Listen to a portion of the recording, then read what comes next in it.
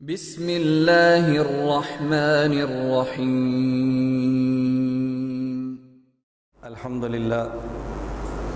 الحمدللہ وحدہ لا شریک لہ والصلاة والسلام علی من لا نبی بعدہ، اما بعد فاعوذ باللہ من الشیطان الرجیم، بسم اللہ الرحمن الرحیم۔ انا اعطیناک الکوثر فصل لربک وانحر ان شانئک هو الابتر۔ اللہم صلی علی محمد وعلی آل محمد کما صلیت علی ابراہیم وعلی آل ابراہیم انک حمید مجید۔ اللہم بارک علی محمد وعلی آل محمد کما بارکت علی ابراہیم وعلی آل ابراہیم انک حمید مجید۔ میں آپ حضرات کی خدمت میں دو چیزوں پر زیادہ زور دیتا ہوں۔ نمبر ایک، اصل مسئلہ سمجھ آ جائے، اور نمبر دو، مسئلہ سمجھانا آ جائے۔ اس کو میں ان دو لفظوں سے تعبیر کرتا ہوں کہ سمجھنے کے لیے دماغ چاہیے اور سمجھانے کے لیے زبان چاہیے۔ دلائل آپ کی فائل میں لکھے ہوئے موجود ہیں، اگر آج نہیں تو کل آپ گھر جا کے دلائل کو دیکھ سکتے ہیں، دلائل کا استعمال بھی کر سکتے ہیں۔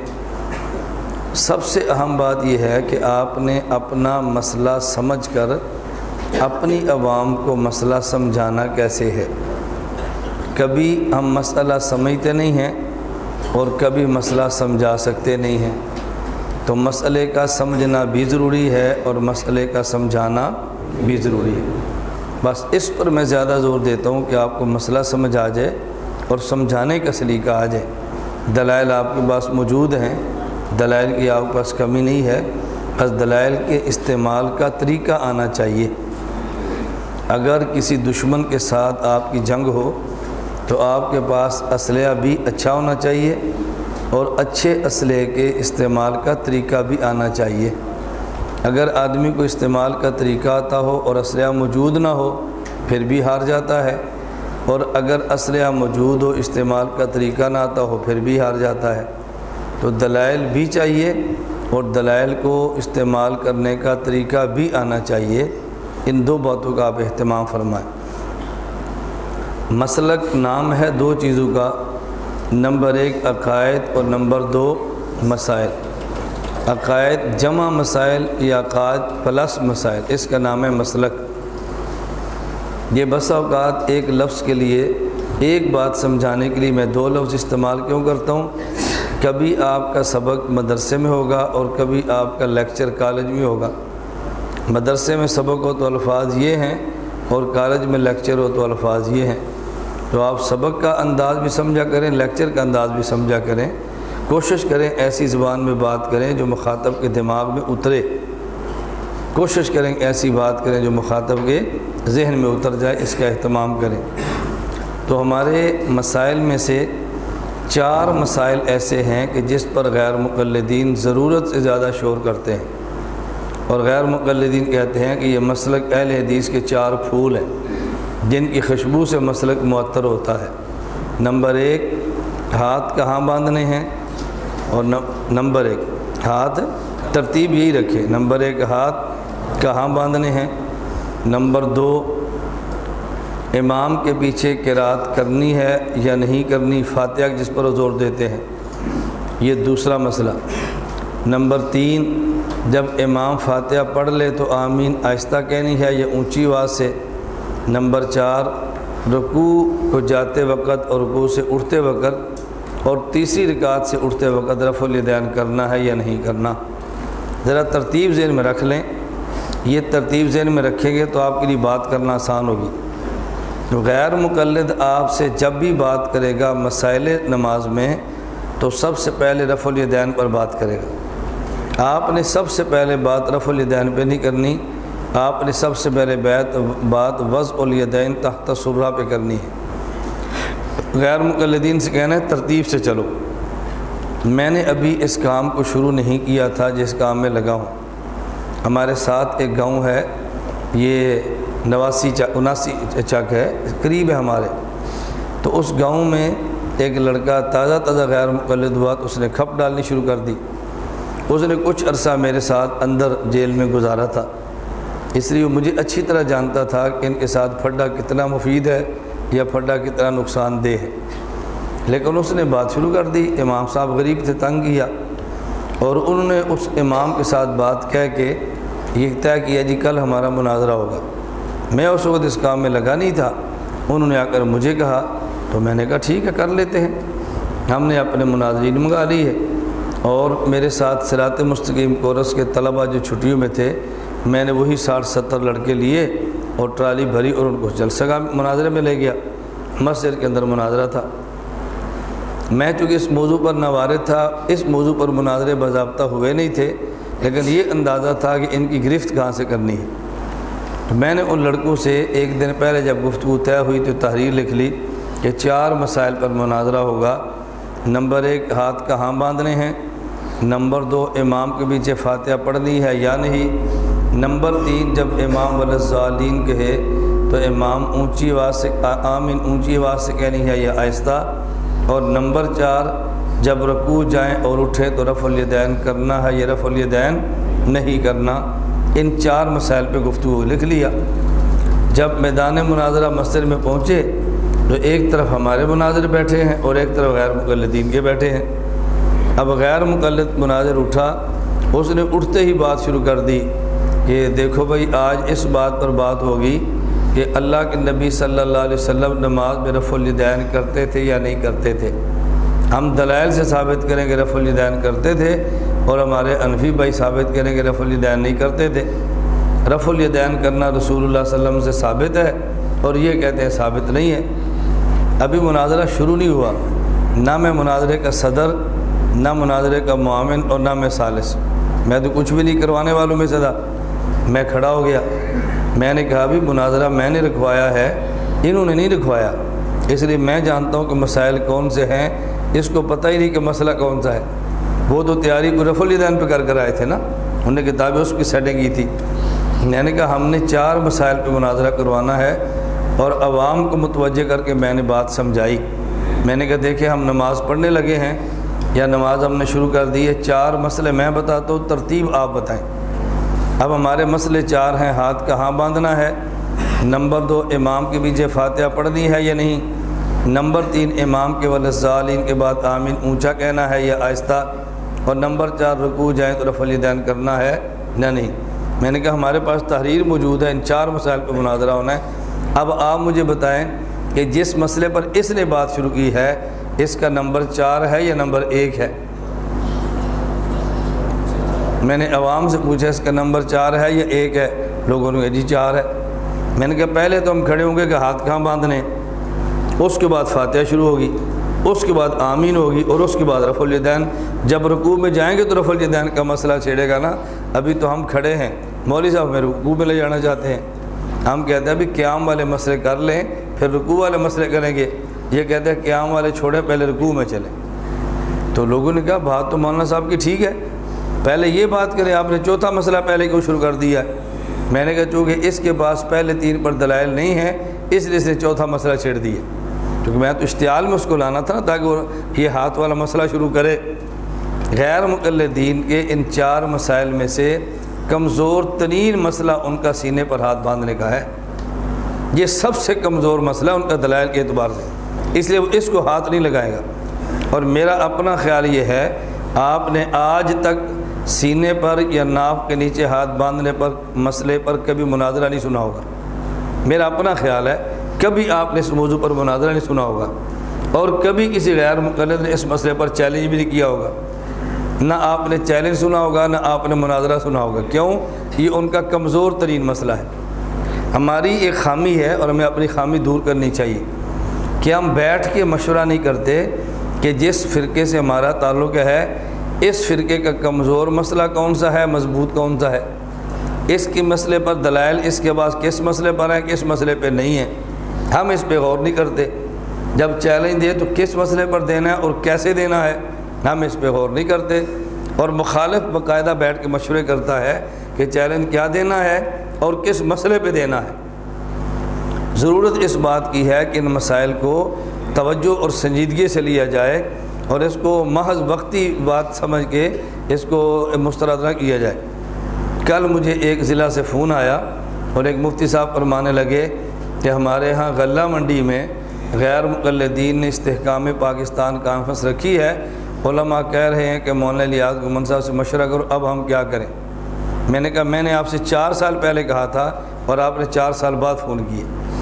میں نے 4 سال پہلے کہا تھا اسی غلہ منڈی میں میں آتا ہوں، اور آپ اپنے چونکہ ضلع نہیں ہے تحصیل ہے، آپ اپنی تحصیل کی شہر کے مسجدوں کا ایک جگہ جمعہ رکھیں، ایک جگہ آپ اجتماعی جمعہ رکھیں اور مجھے بولنے کا موقع دیں، سارے تاجر ایک جگہ اکٹھا کریں، میں ان تاجروں میں بات کرتا ہوں تو میں دیکھتا ہوں کہ آپ کے شہر سے جماعت الدعوہ کا بستر اور وہ بستر یہ بوریا گول کیسے ہوتا ہے، مجھے آپ موقع دیں۔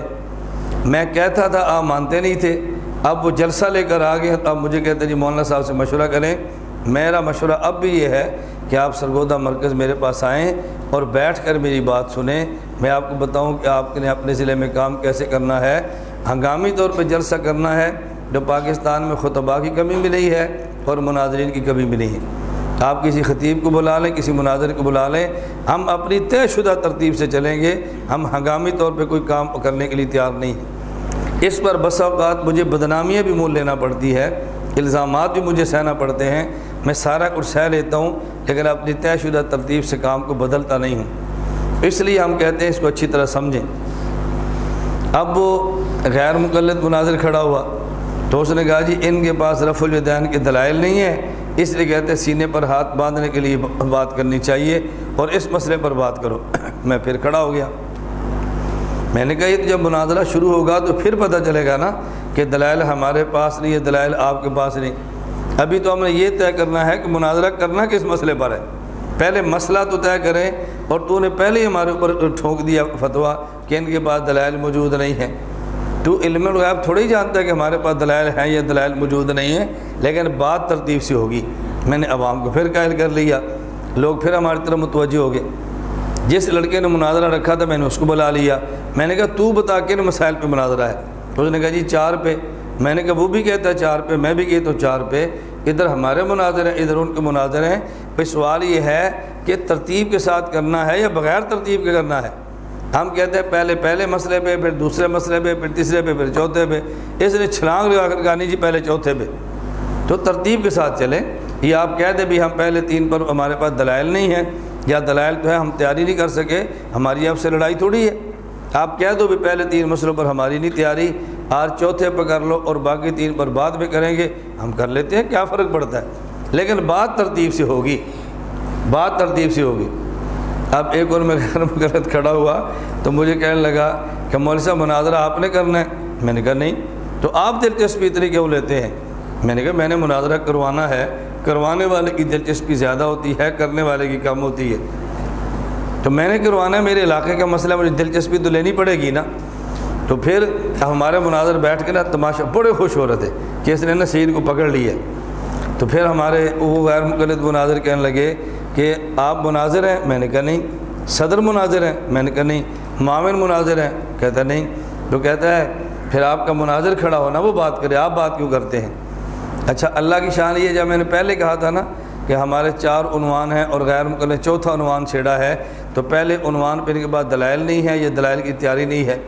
اس وقت غیر مقلد مناظر کھڑا ہوا اور وہ کہنے لگا یہ تو جب مناظرہ ہوگا نا تو پھر پتہ چلے گا ہمارے پاس دلائل ہیں یا نہیں اور ہماری تیاری ہے کہ نہیں، جب شروع ہوگا تو پھر آپ کو سمجھ آئی۔ اب میں نے اسی جملے کو پکڑ لیا، میں نے کہا مولانا ابھی آپ پہلے فرما چکے ہیں، ابھی مناظرہ شروع نہیں ہوا، مناظرہ شروع ہوگا نا تو پھر پتہ چلے گا دلائل ہیں یا نہیں، تو جب مناظرہ شروع ہوگا تو مناظر بات کریں گے نا، ابھی تو مناظرہ شروع نہیں، اس لیے میں بات کر رہا ہوں۔ جب تک مناظرہ نہیں شروع ہوتا میں بات کروں گا، جب شروع ہوگا تو پھر مناظر بات شروع کر دیں گے۔ اس قدر وہ ہیچ ہوئے نا آپ اندازہ نہیں کر سکتے۔ بالآخر ہم ان کو اسی مسئلے پر لے آئے کہ آپ سینے پر ہاتھ باندھنے کا مسئلہ ثابت کریں۔ اب انہوں نے دھوکہ کیا دیا، انہوں نے لکھ دیا کہ سینے پر ہاتھ باندھنا سنت ہے۔ میں نے کہا آپ نے یہ بھی دھوکہ دیا، سینے پر ہاتھ باندھنا ثابت ہے۔ میں نے کہا آپ نے یہ دھوکہ دیا، آپ کا دعویٰ یہ نہیں ہے کہ سینے پر ہاتھ باندھنا ثابت ہے، آپ کا دعویٰ یہ ہے کہ سینے پر ہاتھ باندھنا سنت ہے۔ ثابت ہونا اور ہوتا ہے اور سنت ہونا اور ہوتا ہے۔ اس پر میں نے عوام کو مثالیں دے کر بات سمجھانی شروع کر دی۔ جب آپ کا کبھی گفتگو کرنی پڑ جائے نا ہمارے لوگ دوران گفتگو مولوی کو دیکھتے ہیں، میں کہتا ہوں دوران گفتگو سامنے مولوی کو نہ دیکھا کریں، دوران گفتگو عوام کو دیکھا کریں۔ اس پر وہ مولوی کتنا پریشان ہوتا ہے آپ اندازہ نہیں کر سکتے۔ کیوں؟ مناظرے سے مقصود تو عوام کو سمجھانا ہے نا، آپ عوام کو قائل کر لیں اور اس سے عوام چھین لیں، یہ ہے آپ کی کامیابی۔ ہمارے ساتھ یہ نہیں دیکھتے عوام کیا چاہتی ہے، وہ دیکھتے ہیں مولوی کیا چاہتا ہے۔ وہ تو سمجھتے ہیں کہ وہ حق پر نہیں ہے لیکن پھر بھی ڈٹا ہوا ہے۔ اس لیے دوران گفتگو آپ عوام پر توجہ دیا کریں اور عوام سے تائید کریں، میں نے بات ٹھیک کی ہے، آپ کو بات سمجھ آ رہی ہے، میں صحیح بات کہہ رہا ہوں، ان کو متوجہ کریں۔ اس نے پھر سٹ پٹانا ہے، آپ مجھے مخاطب کریں نا، مجھ سے پوچھیں نا، ان سے کیوں پوچھتے ہیں؟ انہوں نے کہا بات ان کو سمجھانی ہے، تجھے تو سمجھانی نہیں ہے، تو جن کو سمجھانی ہے ان سے پوچھیں گے نا۔ میں اس لیے گفتگو کا طریقہ بتا رہا ہوں بار بار کہ آپ نے بات کرنی کیسے ہے۔ تو غیر مقلد کہتے ہیں 4 مسئلے مسلک اہل حدیث کے پھول ہیں، اور ان پھولوں کی خوشبو سے مسلک معطر ہوتا ہے اور اس کی خوشبو سے مسلک دنیا میں پھیلتا ہے۔ تو پہلے پھول پر ہم بات کر لیتے ہیں، یہ پہلا پھول ہے کیا؟ آپ پہلے بات سمجھ لیں کہ اس مسئلے پر غیر مقلدین کا مسئلہ کیا ہے اور ہمارا مسئلہ کیا ہے۔ جب آپ عوام میں یہ بات کریں نا، آپ نے عوام میں بات کیسے سمجھانی ہے ذرا وہ سمجھ لیں، دلائل بھی دیں اور مسئلہ بھی سمجھ لیں۔ عوام سے کہیں کہ ہم پورے دین کی بات کرتے ہیں اور یہ ادھورے دین کی بات کرتے ہیں۔ اگر آپ ان کے پاس جائیں گے تو یہ بتائیں گے ہاتھ کہاں باندھنے ہیں، ہمارے پاس آؤ گے تو ہم بتائیں گے ہاتھ کہاں باندھنے ہیں اور ہاتھ کیسے باندھنے ہیں۔ اب عوام کو بات سمجھ آ رہی ہے نا؟ ان کے پاس جاؤ گے تو وہ کہیں گے ہاتھ کہاں باندھنے ہیں، اور ہمارے پاس آؤ گے تو ہم بتائیں گے ہاتھ کہاں باندھنے ہیں اور ہاتھ کیسے باندھنے ہیں۔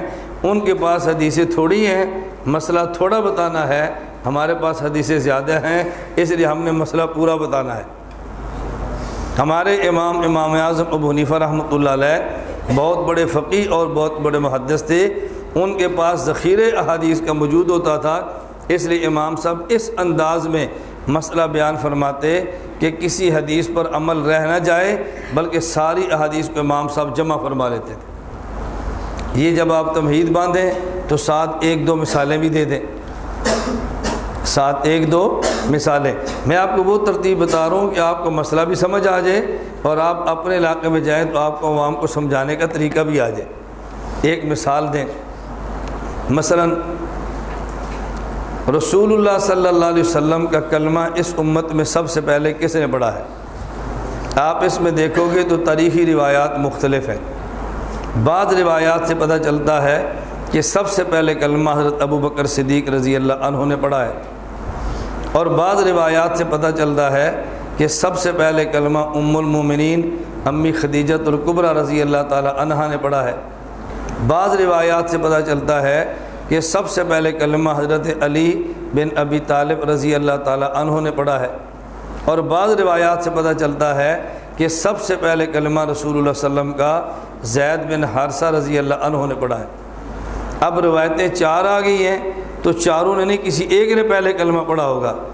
حضرت امام اعظم ابو حنیفہ رحمۃ اللہ علیہ نے ان چاروں روایات کو ایسے جمع فرما دیا، اعتراضات کے دروازے ہی بند ہو گئے۔ امام صاحب رحمۃ اللہ علیہ فرماتے ہیں کہ بالغ مردوں میں سب سے پہلے کلمہ ابو بکر صدیق نے پڑھا ہے، اور عورتوں میں سب سے پہلے کلمہ ام المومنین امی خدیجۃ الکبریٰ رضی اللہ تعالی عنہا نے پڑھا ہے، اور بچوں میں سب سے پہلے کلمہ حضرت علی المرتضیٰ نے پڑھا ہے، اور غلاموں میں سب سے پہلے کلمہ زید بن حارثہ نے پڑھا ہے۔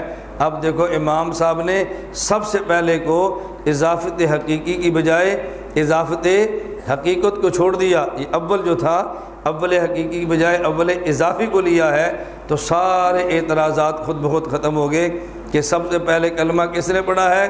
مردوں میں ابو بکر صدیق نے، عورتوں میں خدیجۃ الکبریٰ نے، بچوں میں علی بن ابی طالب نے، اور غلاموں میں زید بن حارثہ نے۔ اس لیے جس روایت میں ابو بکر صدیق نے پہلے کلمہ پڑھا وہ بھی ٹھیک ہے، جس میں امی خدیجہ نے کلمہ پہلے پڑھا وہ بھی ٹھیک ہے، اور جس میں علی نے کلمہ پہلے پڑھا وہ بھی ٹھیک ہے، اور جس میں سب سے پہلے زید نے کلمہ پڑھا وہ بھی ٹھیک ہے۔ اب دیکھو امام صاحب نے اس طرح روایات کو جوڑا کہ تاریخ پر اعتراض ہی ختم ہو گیا۔ یہ جب بات سمجھائیں گے نا، اب امام صاحب کی عظمت لوگوں کے دل کے اندر آنا شروع ہو جائے گی کہ امام ابو حنیفہ کتنے بڑے آدمی تھے۔ اس کے بعد آپ اپنا مسئلہ شروع کر دیں۔ پہلے تمہید بڑی مضبوط باندھا کریں۔ آپ نے 4 منزلہ عمارت بنانی ہے تو بنیاد کمزور ہو تو عمارت اوپر جاتی ہے، یا بنیاد مضبوط ہو تو عمارت اوپر جاتی ہے؟ اس لیے کسی بھی تقریر کے لیے تمہید کا مضبوط ہونا بہت ضروری ہے۔ پہلے تمہید مضبوط فرما لیں، اس کے بعد اپنی تقریر شروع کر دیں۔ اور آپ نے شاید سنا ہو، میں بس اوقات بیانات کے دوران اپنے عوام سے کہتا ہوں بھئی مجھے پون گھنٹہ تمہید پہ لگے گا اور 15 منٹ مجھے تقریر پہ لگیں گے۔ تمہید میری بہت لمبی ہے، تقریر میری بہت چھوٹی ہے۔ اس پر لوگوں کو تعجب ہوتا ہے کہ ایسا خطیب ہے کہ جس کی تمہید لمبی ہے اور تقریر چھوٹی ہے۔ ہم تو سوچتے ہیں کہ تمہید چھوٹی ہوتی ہے اور تقریر لمبی ہوتی ہے، اور اس مولوی کی تمہید لمبی ہے اور تقریر چھوٹی ہے۔ ذرا اب بات توجہ سے آپ نے سمجھنی ہے، کہنا بھی تمہید میں باندھ رہا ہوں، یہ بنیادی باتیں آپ سماعت فرما لیں، آئندہ آپ کو تقریر سمجھنے میں دیر نہیں لگے گی۔ تمہید لمبی ہو تقریر چھوٹی ہو، یہ رسول اللہ صلی اللہ علیہ وسلم سے ثابت ہے۔ اللہ کے نبی کی تمہید لمبی ہے اور تقریر چھوٹی ہے، یہ رسول اللہ صلی اللہ علیہ وسلم سے ثابت ہے۔ جب نبی کریم صلی اللہ علیہ وسلم نے سب سے پہلی تقریر کی تو اللہ کے نبی نے تقریر سے پہلے کچھ باتیں فرمائی۔ نمبر 1، لبثت فیکم عمرا، اے مکہ والوں میں تمہارے اندر زندگی کا ایک حصہ گزار چکا ہوں، 40 سال۔ حل وجدتمونی صادقا ام کاذبا، مجھے تم نے کیسا پایا ہے؟ میں پھر آپ کو توجہ دلاؤں گا کہ ترجمہ کرنا سیکھیں۔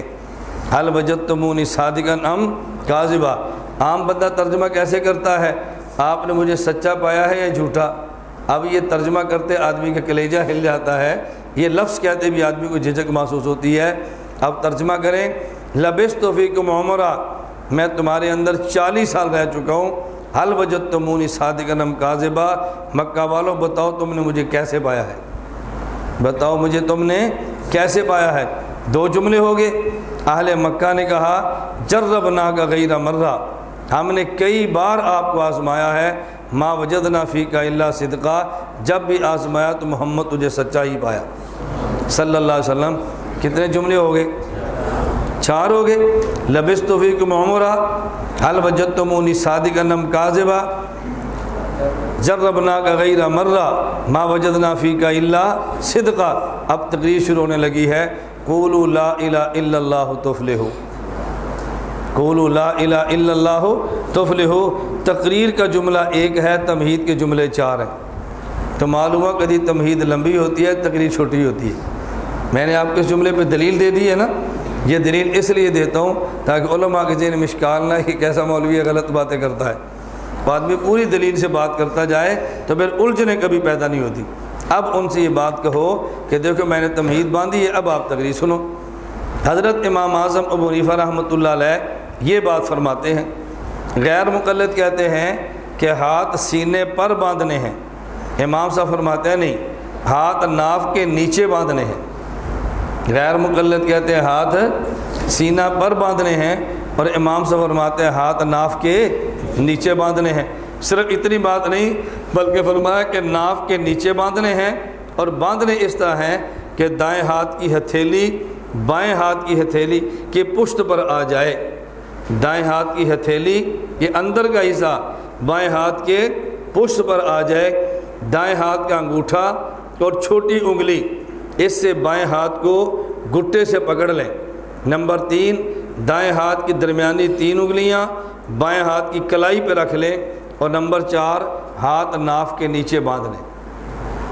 تو غیر مقلدین نے بتایا ہاتھ کہاں باندھنا ہے، اور امام صاحب نے فرمایا ہاتھ کہاں باندھنے ہیں اور کیسے باندھنے ہیں۔ انہوں نے صرف کہاں کی بات کی ہے، اور امام صاحب نے کہاں کے ساتھ کیسے کی بات بھی کی ہے۔ یہ کہاں لکھا ہوا ہے؟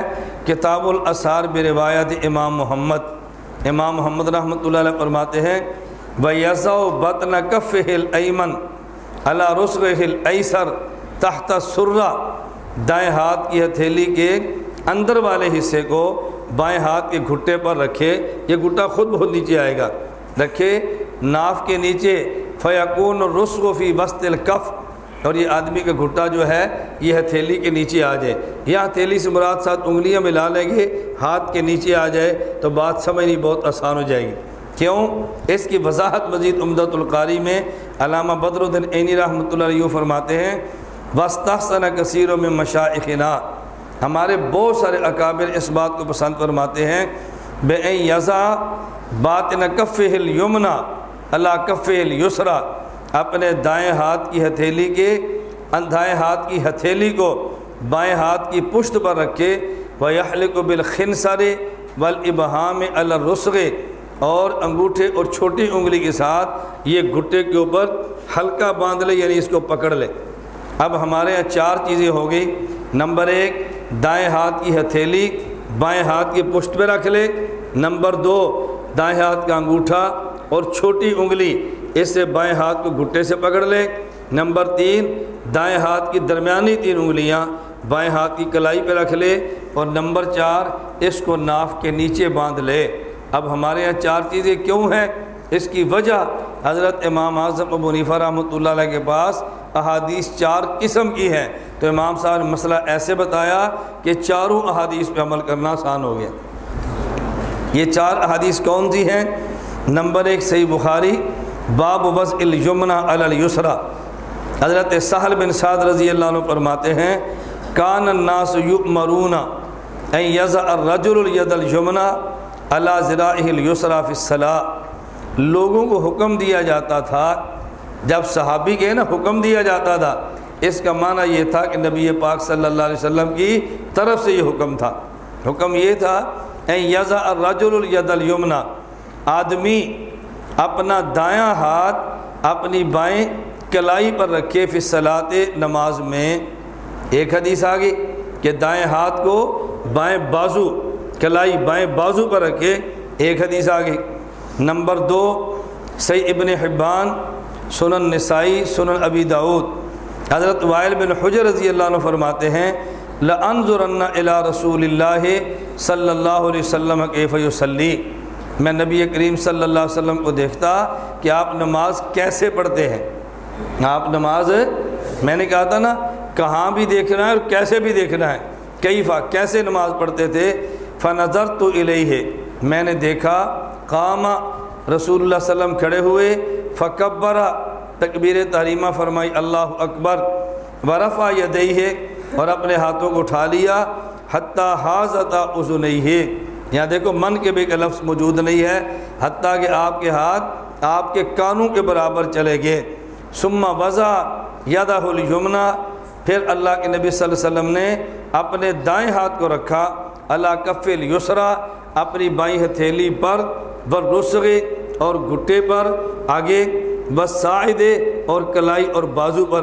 تو نبی پاک صلی اللہ علیہ وسلم نے ہاتھ ایسے رکھا کہ دائیں کی پشت پر بھی آیا، گھٹے پر بھی آیا، اور کچھ ہاتھ آپ کا بازو کے اوپر بھی تھا۔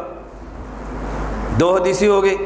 نمبر تین، ابن عباس رضی اللہ عنہما فرماتے ہیں، یہ حدیث ابن حبان اور المعجم الکبیر للطبرانی میں ہے، ان رسول اللہ صلی اللہ علیہ وسلم قال، رسول اللہ صلی اللہ علیہ وسلم نے فرمایا انا معاشر الانبیاء، ہم انبیاء کا گروہ ہیں، یعنی حکم مجھے بھی تھا اور جو نبی نماز پڑھتے ہیں سارے انبیاء کا حکم تھا۔ انا معاشر الانبیاء امرنا ان نؤخر سحورنا، نبیوں کو حکم دیا گیا تھا کہ سحری دیر سے کریں، ونعجل فطرنا، افطاری جلدی کریں، وان نمسک بایماننا علی شمائلنا فی الصلاۃ، اور دائیں ہاتھ سے بائیں ہاتھ کو نماز میں پکڑ لیں۔ پہلے یہ تھا کہ ہاتھ کو رکھیں، اور اب یہ ہے کہ پکڑ لیں، دیکھیں امساک کا لفظ بھی آ گیا۔ چوتھی حدیث، مصنف ابن ابی شیبہ، حضرت وائل بن حجر رضی اللہ عنہ فرماتے ہیں رأیت النبی صلی اللہ علیہ وسلم، میں نے نبی کریم صلی اللہ علیہ وسلم کو دیکھا، وضع یمینہ علی شمالہ فی الصلاۃ تحت السرہ، دیکھو تحت السرہ کا لفظ بھی آ گیا۔ میں نے دیکھا آپ نے دائیں ہاتھ کو بائیں ہاتھ پر نماز میں ناف کے نیچے رکھا۔ اب احادیث چار قسم کی آ گئی، توجہ رکھے، اب چار قسم کی حدیث آ گئی۔ ایک حدیث سے پتہ چلا آپ دائیں ہاتھ کو بائیں بازو پہ رکھتے، ایک سے پتہ چلا آپ دائیں ہاتھ کو بائیں کی پشت پر رکھتے، ایک سے پتہ چلا ناف کے نیچے رکھتے، اور ایک سے پتہ چلا کہ رسول اللہ صلی اللہ علیہ وسلم دائیں سے بائیں کو پکڑ دیں۔ چار احادیث ہو گئی۔ امام صاحب نے چاروں کو یہ جمع کیا، اپنے بائیں ہاتھ کو ناف کے نیچے رکھے اور دایاں ہاتھ کہ اب دائیں ہاتھ کی ہتھیلی بائیں کی پشت پہ رکھ لے۔ اب اس حدیث پر بھی عمل ہو گیا کہ رسول اللہ صلی اللہ علیہ وسلم نے وضع یمین و علی شمالہ، اس پر بھی آ گیا، اور علی ظاہر کفہ، اس پر بھی آ گیا کہ بائیں ہاتھ کی ہتھیلی کے ظاہر پر، اس پر بھی عمل ہو گیا۔ نمبر 3 ان نمسک بایماننا علی شمائلنا، دائیں ہاتھ کے انگوٹھے اور چھوٹی انگلی سے بائیں کو پکڑنے پر بھی عمل ہو گیا۔ اور جب یہ آدمی ناف کے نیچے باندھے گا تو تحت سرہ پر بھی عمل ہو گیا۔ حضرت امام صاحب کو حدیث زیادہ آتی تھی، آپ نے مسئلہ پورا بتا دیا، غیر مقلدین کو تھوڑی آتی ہے تو ان نے مسئلہ ادھورا بتا دیا۔ بات سمجھ آ گئی ہے؟ تو پہلے پورا مسئلہ سمجھا لیں۔ جب آپ مجمع کو یہ بات سمجھائیں گے نا کہ ہمارے مسئلے پر ایک حدیث نہیں ہے بلکہ 4 حدیثیں ہیں، تو لوگ جلدی قائل ہو جائیں گے۔ بلکہ جب آپ تمہید باندھیں، ایک مثال میں نے آپ کو پہلے دی ہے، ایک مثال اور بھی رکھ لیں، ایک مثال اور رکھ لیں۔ تمہید کیا باندھیں کہ جب ہمارے ہاں کوئی بندہ نماز پڑھے تو اسے کہتے ہیں کھڑے ہوتے وقت جب اللہ اکبر کہے تو ہاتھ ایسے کھڑے کرنے ہیں کہ ہتھیلیاں، یہ کان کی ہتھیلیاں کندھے کے برابر آ جائیں، اور یہ انگوٹھے دونوں ہاتھوں کے کان کی لو، یہ لو ہے، کان کی لو کے برابر آ جائیں، اور اوپر والی انگلیاں کان کے اوپر کے حصوں کے برابر آ جائیں۔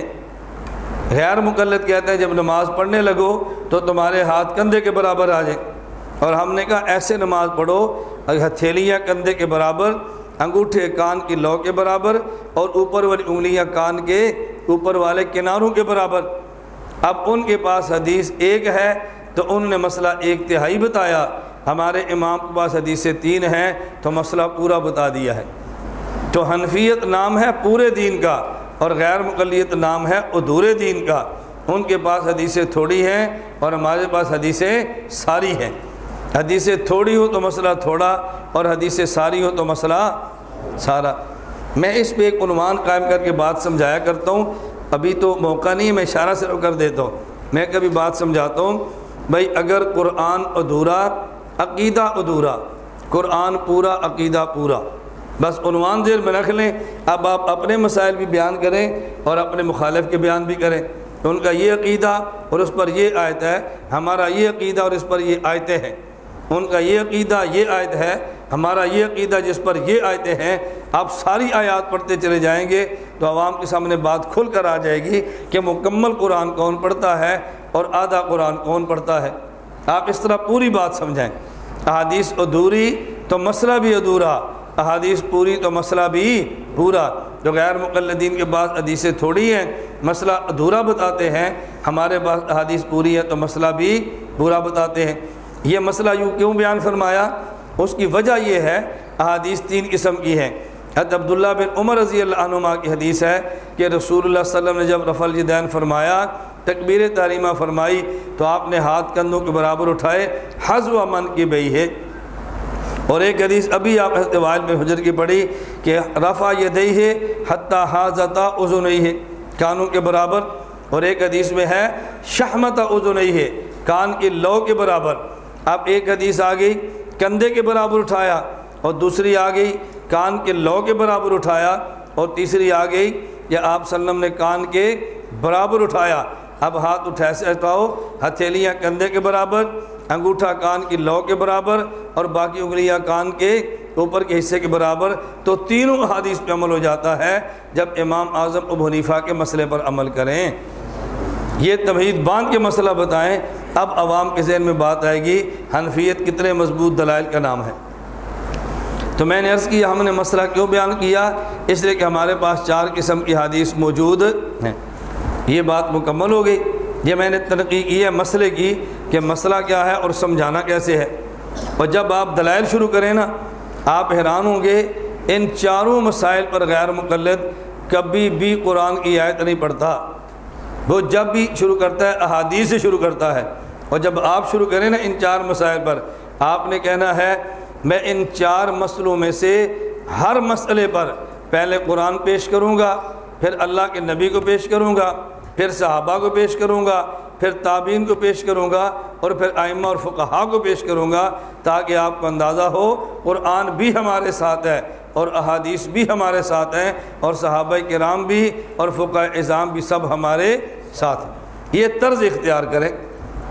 سندھ میں ایک جگہ ہے نیو سعید آباد، غیر مقلدین کا وہاں بڑا زور ہے، سالانہ 3 دن کی کانفرنس کرتے ہیں۔ ہمیں بھی 5 سال ہو گیا وہاں جاتے ہوئے۔ پہلی دفعہ میں گیا تو کانفرنس چھوٹی سی تھی اور مسجد کے اندر ہوئی، دوسری دفعہ گیا تو کانفرنس تھوڑی سی بڑی تھی اور مسجد کے سین کے اندر ہوئی، تیسری دفعہ گیا تو میں نے ان سے کہا بھائی اب آپ ہمت کریں، اب کانفرنس مسجد کے حال اور سیر میں نہیں، اب ہماری کانفرنس کھلے گراؤنڈ میں ہوگی جہاں غیر مقلد کرتے ہیں۔ کھلے گراؤنڈ میں رکھ دی۔ غیر مقلد چونکہ تھوڑے ہوتے ہیں اور تھوڑی قوت کو زیادہ دکھانے کے لیے وہ اس گراؤنڈ میں کرسیاں لگا لیتے تھے، پتہ چلے کہ مجمع بڑا ہے۔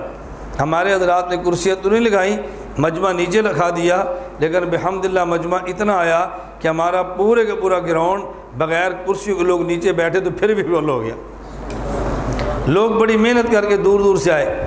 اب میں نے عنوان کیا اختیار کیا، میں نے کہا بھی آج کے جلسے میں میں ان 4 مسائل پہ قرآن پیش کروں گا، اگر کوئی غیر مقلد یہاں پہ بیٹھا ہو تو ان 4 مسئلوں پہ مجھے قرآن کی آیت لکھ کے دے، اور اگر یہاں نہ بیٹھا ہو تو موبائل پہ اپنے مولوی کو بیان سنائے اور اسے کے بھی بیان سنتے رہو، ہمیں آیتیں بتاتے رہو۔ ہمارے شہر میں حنفی عالم آیا ہے، وہ قرآن کی آیتیں پڑھتا ہے اور وہ کہتے ہیں تم اپنے مسئلے پر قرآن کی آیتیں پڑھو۔ آج بات صرف قرآن سے ہوگی، آج بات میں حدیث سے نہیں کروں گا۔ اگلے سال اللہ نے توفیق عطا فرمائی اور میں زندہ رہا اور آپ کے شہر میں آیا تو پھر حدیثیں پڑھ کے مسئلہ بتاؤں گا۔ اب یہ غیر مقلدین پر بڑی چوٹ دی۔ میں نے ان 4 مسئلوں جب مسئلے چلیں گے نا، آپ دیکھیں 4 پر قرآن کیسے ہے۔ میں نے 4 مسئلوں پر قرآن شروع کر دیا۔ بھئی ہم ناف کے نیچے ہاتھ باندھتے ہیں، اس پر یہ آیت ہے، امام کے پیچھے فاتحہ نہیں پڑھتے، اس پر یہ آیت ہے، آمین آہستہ کہتے ہیں، اس پر یہ آیت ہے، رکوع جائیں تو رفع الیدین نہیں کرتے، اس پر یہ آیت ہے۔ میں نے 4 مسائل پر آیتیں پیش کی اور اس پہ گفتگو شروع کر دی۔ اب غیر مقلدین نے کیا کیا، 2-3 پیچھے کونے پر بیٹھ گئے اور کتابیں کھول کے رکھ لی، مولویوں سے موبائل پر رابطہ کر لیا، وہ بتاتے جائیں اور یہ حدیث کھول کے چٹ لکھتے جائیں۔ میں نے کہا آپ چٹیں آخر میں دینا، جب میرا بیان ختم ہو گیا نا، ایک چٹ آئی سینے پر ہاتھ باندھنے کی۔ میں نے پوچھا یہ حدیث ہے یا قرآن ہے؟ لوگوں نے کہا حدیث ہے۔ میں نے کہا اس کو رکھ دیں، آج قرآن پڑھے، اگلے سال حدیثیں پڑھیں گے۔ آج قرآن پڑھیں، میں نے تمہارا یہ جھوٹا روب یہاں پہ توڑنا ہے۔ تم جو جھوٹ بولتے ہو کہ ہمارے پاس قرآن حدیث ہے، حنفی کے پاس نہ قرآن ہے نہ حدیث ہے، آج بات صرف قرآن سے ہوگی۔ اپنے مولویوں سے کو قرآن کی آیتیں پڑھیں یا جھوٹ بولنا چھوڑ دیں۔ اب اگلی چٹ کھولیں تو رفع الیدین کا مسئلہ یہ حدیث میں آتا ہے۔ میں نے کہا یہ قرآن ہے یہ حدیث ہے، اور یہ حدیث میں نے کہا رکھ دو، آج قرآن کی آیت پڑھو۔ آپ یقین فرمائیں اتنے اچھے تاثر ہوئے جو سندھ کے ساتھ یہاں پر آئے ہیں، ان سے پوچھے اگر ان کا نیو سعید آباد سے تعلق ہے۔ میں اس سال پھر میں نے کانفرنس کی اور اس سال پھر میں نے آیات پڑھی۔ میں نے کہا بھی پچھلے سال میں نے 4 مسائل پہ آیتیں پڑھی تھی، آج میں حنفیت کے عقائد پہ قرآن پڑھنے لگا ہوں، اور اگر اس کے خلاف کوئی آیت موجود ہو آج آپ نے آیت پیش کرنی ہے۔ اللہ کی شان میں بیان شروع کر رہا تھا تو درمیان میں ایک ننگے سر آیا، میں سمجھ گیا ہمارا شکار ہے، ٹیپ اس کے پاس تھی۔ میں نے کہا بھی اس کو ادھر لاؤ، میرے قریب بٹھاؤ، یہاں بیٹھ کے ریکارڈ کریں۔ اب ہم کھینچے، وہ آئے نا، اس کا خیال تھا میں ٹیپ ریکارڈ کروں گا۔ میں نے کہا اس کو ادھر میرے پاس بٹھاؤ۔ وہ تھوڑی دیر درمیان میں 10 یا 15 منٹ بیٹھا، جب میں نے رگڑا لگانا شروع کیا اٹھ کے گیا۔ میں نے کہا بیٹا جانا نہیں ہے، تقریر پوری تو سن لینا، ابھی تیرے 15 منٹ ریکارڈنگ ہوئے تو اٹھ گیا ہے، 1 گھنٹہ ریکارڈنگ کر لے، واپس علماء کو سنانا، تو میں نے جواب بھی اس کا دینا ہے۔ اس سال میں پھر گیا، اب اس کا نتیجہ کیا نکلا؟ بحمدللہ تعالیٰ کچھ غیر مقلد حنفی ہو گئے اور جو باقی ہونے والے تھے ان کے راستے میں بریکیں لگ گئیں۔ ابھی اس سال پھر 21 مئی کو ہم وہاں پہ گئے ہیں، مولانا ایوب قادری صاحب بھی تھے، مفتی شبیر صاحب بھی تھے، میں بھی تھا۔ اندرون صحت کا ہم نے تربیتی کنونشن اسی نیو سعید آباد میں پھر کر آئے۔ میں نے کہا ہم پھر آ رہے ہیں اور زندگی رہی تو آئندہ سال پھر آئیں گے انشاءاللہ۔ میں نے کہا ہمارے دلائل تلاش کر کے رکھو، ہم تجھے میں یہ بات کیوں کہہ رہا ہوں، آپ عوام میں طرز ایسا اختیار کریں کہ عوام کے ذہن میں بات ہے ہمارے علماء کے پاس دلائل ہے۔ آپ تقریر تھوڑی کرتے ہیں اور مناظرہ، تقریر تھوڑی کرتے ہیں مناظرہ، وہ 5-10 کتابیں اٹھا کے لے آتے ہیں، 4-5 انہیں نوجوان اٹھائے ہوتے ہیں، بندہ سمجھتے ہیں کہ بڑی کتابیں موجود ہیں، 7 پولیس کو فون کر کے مناظرہ رکھوا بھی دیتے ہیں۔ اب علاقے تاثر پھیل جاتا ہے، ہم اتنی کتابیں لے کر آئے تھے، آج مناظرہ ہوتا تو چل پتہ جاتا۔ تو دیکھیں ان کو پروپیگنڈے کا موقع مل گیا نا۔ اب یہ طرز جو میں اختیار کر رہا ہوں، اس طرز پر پروپیگنڈا نہیں، ان کو موقع نہیں ملے گا، کیوں ہم بیٹھے ہیں آیتیں مانگ رہے ہیں، آیت دیتا کوئی نہیں ہے۔ اب لوگ بعد میں انہیں کہیں کہ جب ہمارے سائیں آئے تھے آیتیں پڑھتے تھے اور تم سے مانگتے تم نے آیت کیوں نہیں دی؟ پھر میں 7 جملہ کہتا، جب تک میں یہاں بیٹھا ہوں یہ آیت پیش نہیں کریں گے، اور میرے جانے کے بعد تمہارے پاس آئیں گے۔ اگر میرے جانے کے بعد تمہارے پاس آئیں تو پھر ان سے تم نے پوچھنا ہے کہ جب ہمارے مولانا صاحب تھے تم نے اس وقت بات کیوں نہیں کی؟ تو یہ آپ سے کہیں گے چونکہ وہ سائیں ہمارے مہمان تھے، ہم نے ان کا حیا کیا ہے۔ آپ انہیں کہنا اگر ان کے سامنے حیا کیا ہے تو پھر بعد میں بے حیا نہ بنو، جانے کے بعد بھی حیا کرو۔ یہ کون سا؟ تو جو باتیں انہیں بعد میں کرنی ہوتی ہے نا، وہ ساری باتیں میں جلسے میں کر دیتا ہوں تاکہ میرے جانے کے بعد جو غیر مقلد آئے نا تو لوگ فوراً کہتے ہیں ان کے جانے کے بعد بھی حیا بنے ہو، ان کے جانے کے بعد بے حیا بنے ہو۔ تو اگر تمہیں حیا تھی تو ان کے سامنے تھی تو بعد میں بھی رہتے، اور اگر تم نے بے حیا بننا تو ان کے سامنے بے حیا بنتے تاکہ تمہیں وہ حیا سکھا کر تو جاتے۔ میں وہ طرز آپ کو سمجھا رہا ہوں کہ جس طرز سے آپ نے عوام میں مسائل لانے ہیں۔ کچھ بات سمجھ آ رہی ہے آپ کو؟ آپ کے جی اس مسئلے پر سب سے پہلے قرآن، اس کے بعد حدیث، اس کے بعد صحابہ، اس کے بعد تابعین، تابعین کے بعد فقہا۔ اب اس ترتیب سے بات کریں گے نا، آپ اگر ایک ہفتہ نہیں 10 دن بھی درس قرآن دیتے رہو گے، درس حدیث دیتے رہو گے، آپ کا ایک مسئلہ بھی پورا نہیں ہوگا۔ ظلم ہمارا ہے کہ ہم اپنی عوام کو مسئلے سمجھاتے نہیں ہیں۔ میں بعض علاقوں میں جاؤں تو بعض لوگ بڑی درد کے ساتھ کہتے ہیں کہ مولانا صاحب ہماری مسجد کے امام صاحب درس قرآن نہیں دیتے، ہماری مسجد کے امام صاحب اپنے عقیدے پر بات نہیں کرتے۔ میں نے کہا مجھے یہ دکھ نہیں ہے، مجھے اس سے اگلا دکھ ہے۔ آپ کو دکھ ہے کہ عقیدے پر بیان نہیں کرتے، مجھے دکھ یہ ہے ان کو عقیدہ آتا نہیں ہے۔ آپ کو تعجب یہ ہے کہ عقیدے پر بیان نہیں کرتے، اور مجھے تعجب یہ ہے کہ ان کو عقیدہ سمجھ نہیں آیا۔ جس آدمی کو عقیدہ آتا ہوگا اور عقیدے پر دلائل بھی آتے ہوں گے وہ بیان کرے گا یا بیان نہیں کرے گا؟ اس کو روکنا مشکل ہوگا۔ اور جس کو دلائل نہیں آتے ہوں گے آپ اسے کہیں گے نا بیان کرو، وہ کہے گا میرا مزاج نہیں ہے۔ اس بات کا امت میں وقت نہیں ہے۔ اچھا وقت آنا کب ہے؟ جب یہ مر جائیں گے، پھر قبر پہ جا کے عقیدہ ان کو سمجھانا ہے۔ مجھے نہیں سمجھ آتی وقت کب آئے گا۔ وہ جی اختلافی مسائل کو ہوا نہ دیں، انہیں کو اللہ کا بندہ ہم اختلافی مسائل کو ہوا نہیں دے رہے، امت کو اتفاقی مسئلے سمجھا رہے ہیں۔ ہوا انہوں نے دی ہے اور کھاتے ہمارے آپ نے ڈال دیا ہے۔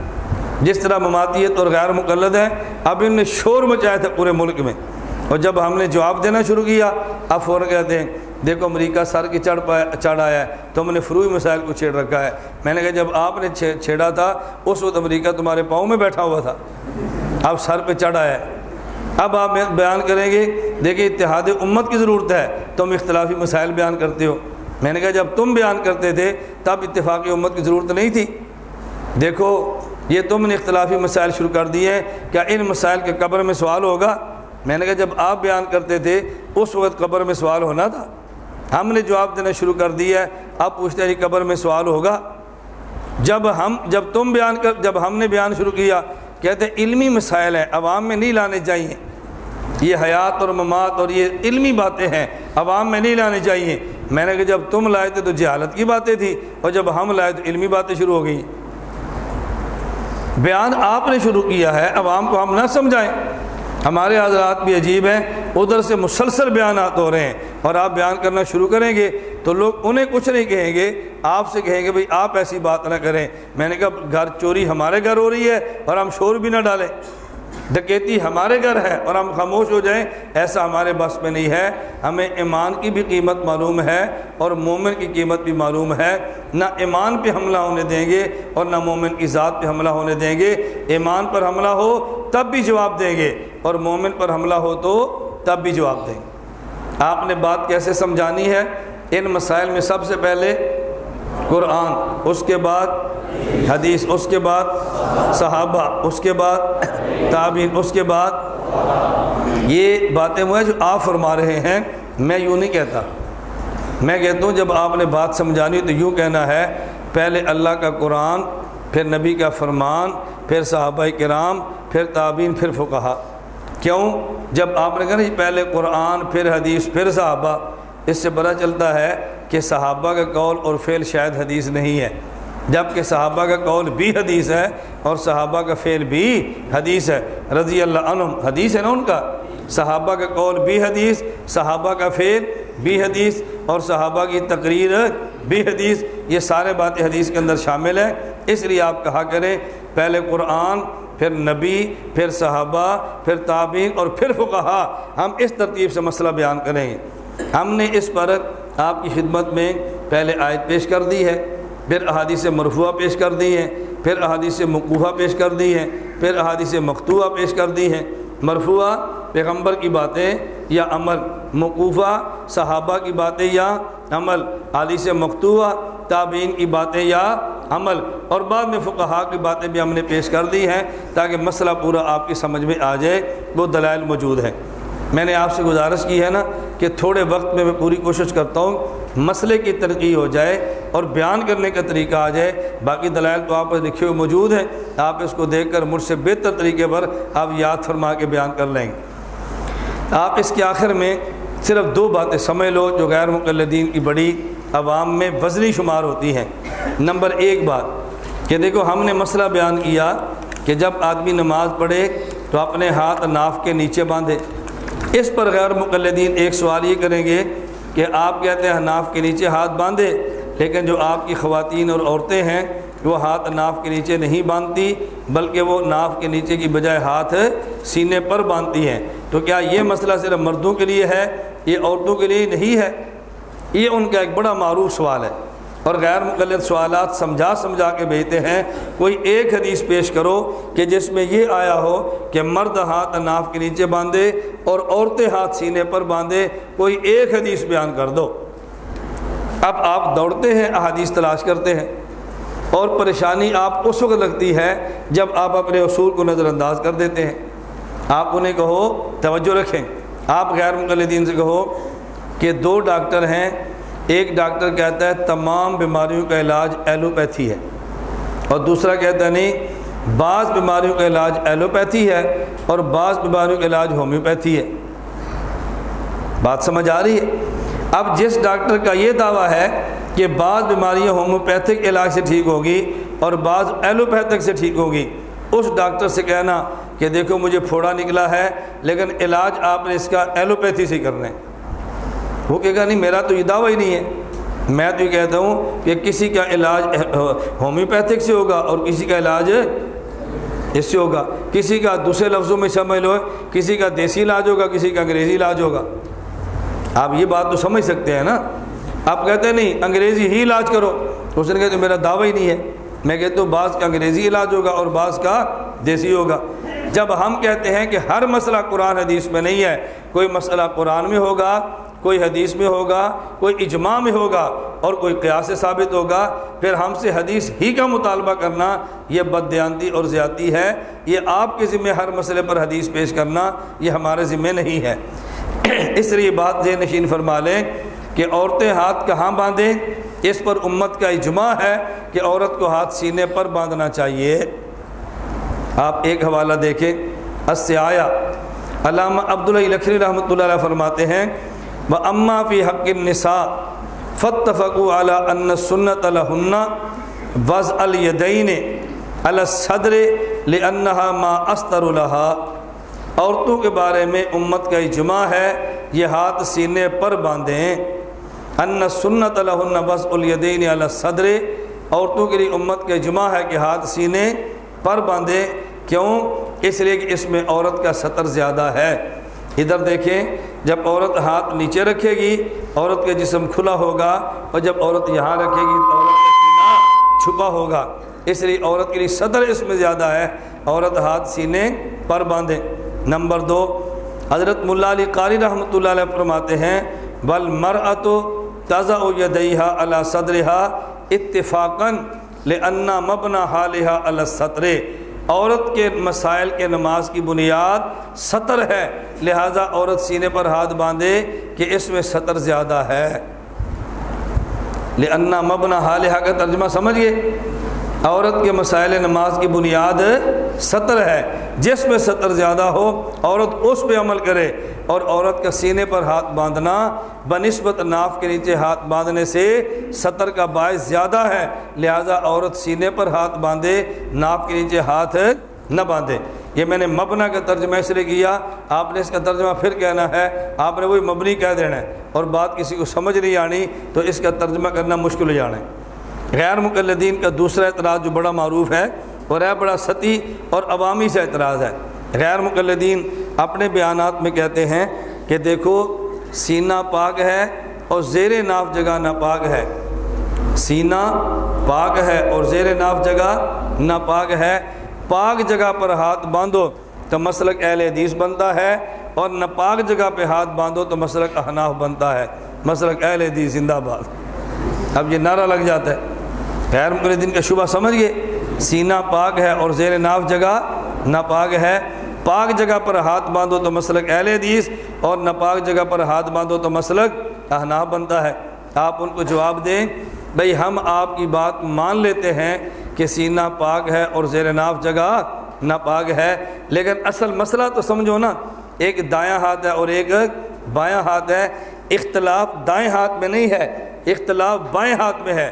ہم کہتے ہیں بایاں ہاتھ ناف کے نیچے رکھے، آپ کہتے ہیں بایاں ہاتھ سینے پر رکھے، دائیں پر کوئی اختلاف نہیں ہے۔ کیوں؟ دایاں ہاتھ تو بائیں پر رکھنا ہے نا، اگر بایاں سینے پر ہوگا تو دایاں پھر بھی اوپر ہے، اور اگر بایاں ناف کے نیچے ہوگا تو دایاں پھر بھی اوپر ہے۔ اختلاف دائیں پہ نہیں ہے، اختلاف بائیں پر ہے۔ ہم نے کہا زیر ناف رکھے اور آپ نے کہا سینے پر رکھے۔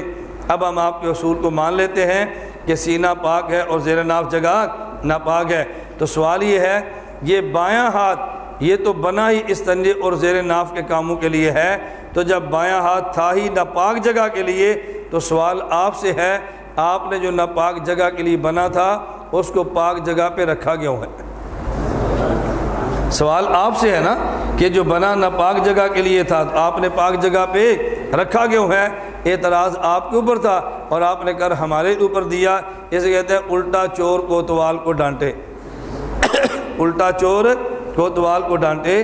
تو یہ تو عجیب بات یہ ہے کہ جو سوال تمہارے اوپر بنتا تھا وہ سوال آپ نے ہمارے اوپر کر دیا، اور پھر انہیں کہو الزامی طور پہ اگر تمہارے اصول کو مان لیا جائے تو ایک سوال آپ نے کیا اور آپ ہی کے اصول کو مان کر ایک سوال ہم کر دیتے ہیں۔ آپ نے کہا جی سینہ پاک ہے اور زیر ناف جگہ ناپاک ہے، تو یہ داڑھی کے بال پاک ہوتے ہیں کہ ناپاک ہوتے ہیں؟ انہوں نے کہنا جی پاک ہوتے ہیں۔ تو آپ نے کہا کہ داڑھی کے پاک بالوں کو پاک جگہ سینے تک رکھیں تو مسلک احناف بنتا ہے، اور پاک بالوں کو بڑھا کے زیر ناف جگہ تک لے جائیں تو مسلک اہل حدیث بنتا ہے۔ پاک بال کو پاک جگہ تک رکھے تو مسلک حناف ہے، اور پاک بال کو ناپاک جگہ تک لے جائے تو پھر مسلک غیر مقلد بنتا ہے۔ عجیب بات یہ ہے اس جگہ پہ جو بال پہلے تھے شریعت کہتی ہے اسے بھی اتار دو، اور آپ کہتے ہیں ان کو بھی وہاں تک لے جاؤ۔ آپ کہتے ہیں جو بال جہاں پر موجود ہیں ان کو بھی لے جاؤ، شریعت کہتی ہے جو بال وہاں پر ہیں اور نظر نہیں آتے ان کو بھی صاف کر دو۔ آپ کہتے ہیں جو نظر آتے ہیں ان کو بھی وہاں تک لے جاؤ۔ ہمیں سمجھ نہیں آتی کہ تمہیں ان سے محبت اتنی زیادہ کیوں ہے۔ بات سمجھ آ گئی ہے؟ تو ہمارا مسئلہ یہ ہے کہ جب نماز پڑھیں تو ہاتھ ناف کے نیچے باندھیں، اور ترتیب میں نے آپ کی خدمت میں پیش کر دی ہے۔ باقی دلائل دیکھیں آپ کے سامنے موجود ہیں، دلائل پر اعتراض بھی موجود ہیں اور اعتراض کے جواب بھی موجود ہیں۔ میں اس میں کوشش کروں گا کہ ہمارے جتنے چھوٹے چھوٹے مسائل میرے ذمہ ہیں آپ مسئلے کی تنقیح سمجھ لیں، بیان کرنے کا طریقہ سمجھ لیں، باقی دلائل آپ کے پاس موجود ہیں۔ ہماری پوری خواہش ہوتی ہے کہ یہاں پر آنے والے حضرات کا ایک تو مسلکی ذوق بنائیں، دوسرا مسلک بیان کرنے کا طریقہ سمجھائیں۔ کسی کا مسلکی ذوق نہیں ہوتا اور کسی کا مسلکی ذوق ہوتا ہے لیکن بیان کرنے کا طریقہ نہیں آتا۔ اللہ آپ کو اور مجھے اکابر کا مسلک بھی دے، اکابر کا منہج بھی دے۔